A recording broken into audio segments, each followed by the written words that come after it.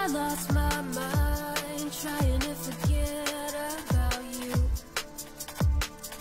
and trying everything, there's nothing left to do. Threw out the sheets, threw out your clothes, burnt all your notes, and still I'm left with thoughts of loving you. You haunt me. So nandito tayo ngayon sa Macapagal. We're on the way to Kia Asiana sa may Manila Bay. So we're gonna be test riding the new 2024-2025 Kia Sonet LX Automatic. So as of now, kasi nagpaplano tayo na purchase ng sarili nating 4-wheel service, at ang test ride natin ngayon is yung Kia Sonet na LX Automatic, which is the same model na balak nating i-release, na hopefully sana may release natin, God willing. Anyway, once na nandun na tayo sa mismong area, we are going back to you guys. Hindi ko pa alam kung saan yung mismong area na yun, pero susundan lang natin Google Maps kung saan siya. Sana tama. Tinuturong daan. Tago-tago naman yata yung kasa nila.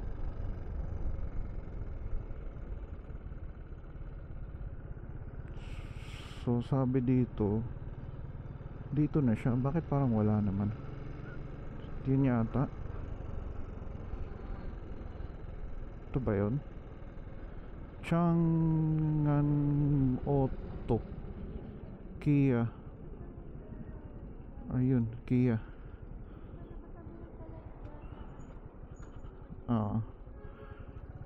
Ito na, Kia Asiana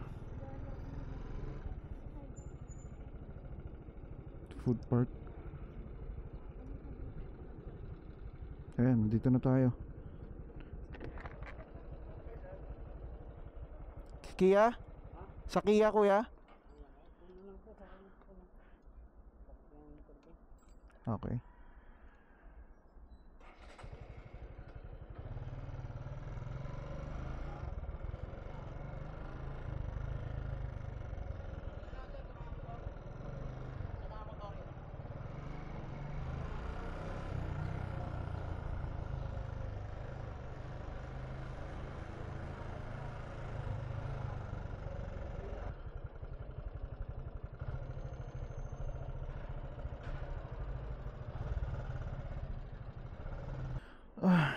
Hirap pala mag-park doon, kuya, pag mahaba manibela, no? Di ba kasya?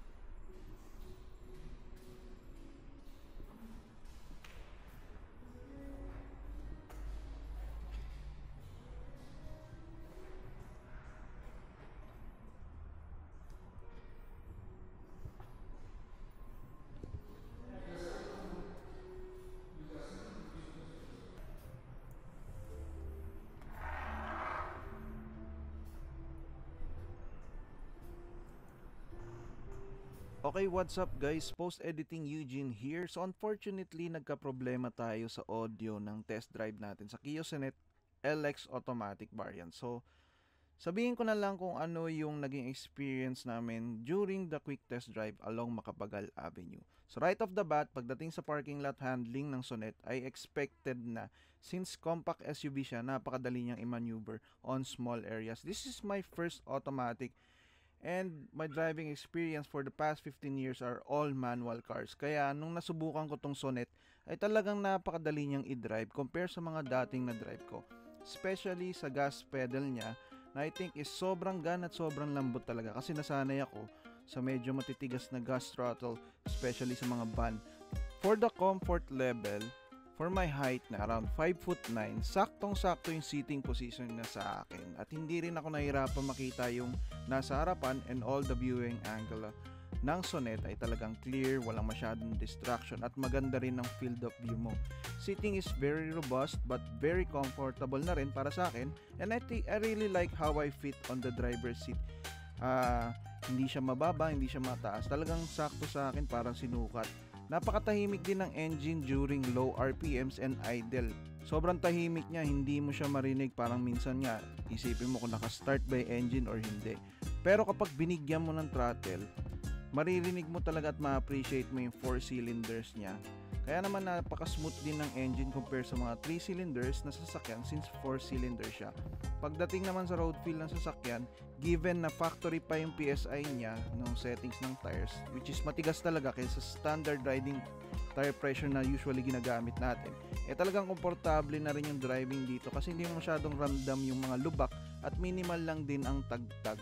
I think the suspension is doing its job well on handling the usual road conditions dito sa Metro Manila.